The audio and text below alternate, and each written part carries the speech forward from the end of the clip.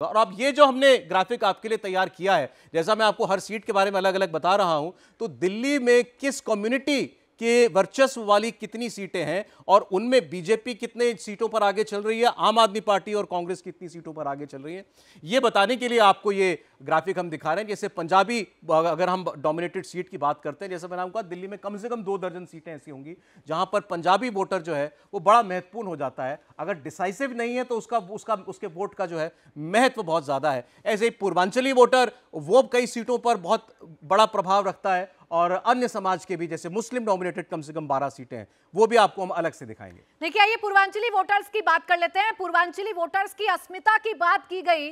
30% Purvanchali voters हैं और ये पूर्वांचली वोटर्स से डिसाइड करते हैं कि किसकी दिल्ली में सरकार बनेगी।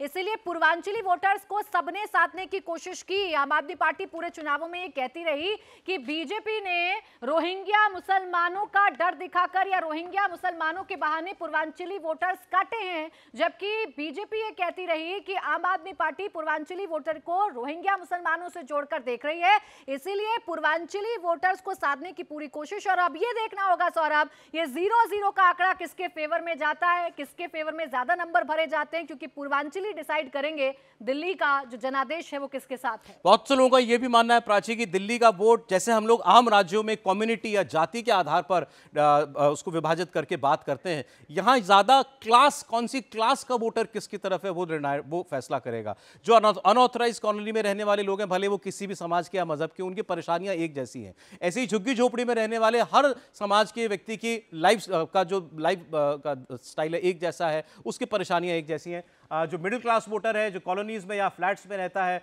वो किसकी तरफ झुका हुआ है, शायद वो ज्यादा तय करें उस आधार पर।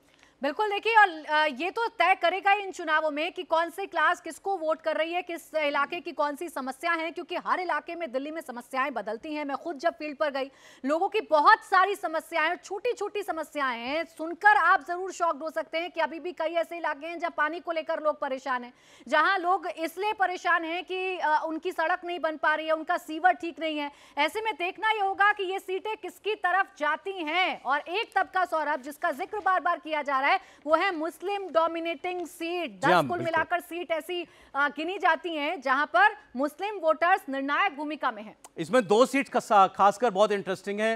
वो मुस्तफाबाद की सीट है जहां पर AIMIM ने अपना कैंडिडेट उतारा है, जो पार्षद थे आम आदमी पार्टी के पहले, ताहिर हुसैन, जिनके ऊपर दंगे का आरोप है। और दूसरी ओखला की सीट है, यहाँ भी असदुद्दीन ओवैसी ने अमानतुल्लाह खान का मुकाबला बड़ा टफ बना दिया है, शिफाउर रहमान को उतार करके। वो भी जेल से प्रचार करने के लिए बाहर आए। इसके अलावा ओखला, बल्ली मारान, चांदनी चौक, मटिया महल, गांधीनगर, बाबरपुर, सीलमपुर, संगम विहार, सीमापुरी और जंगपुरा सदर बाजार, ये वो सीटें हैं जो आप कह सकते हैं कि बिल्कुल मुस्लिम डोमिनेटेड सीटें। तो कम से कम 12 सीटों पर मुसलमान वोटर ये तय करने वाला है कि कौन इस चुनाव में आगे रहेगा। कुछ एग्जिट पोल ने बड़े सरप्राइजिंग नतीजे दिए हैं। किसी ने कहा 11% मुस्लिम वोट बीजेपी को मिल सकता है। एक एग्जिट पोल ने तो, और सम्मानीय एजेंसी है, उसने 33% मुस्लिम वोट बीजेपी को मिलने की भविष्यवाणी की। आप सोचिए, उसके पीछे की वजह यह भी है कि मुस्लिम जो समुदाय है वो चुनावों से ठीक पहले बाहर निकल कर आया था। खासकर जो मौलवी हैं वो निकलकर सामने आए थे। उन्होंने कहा था कि हमें सैलरी नहीं दी जा रही। कुछ ने खुलकर अपील की थी कि ये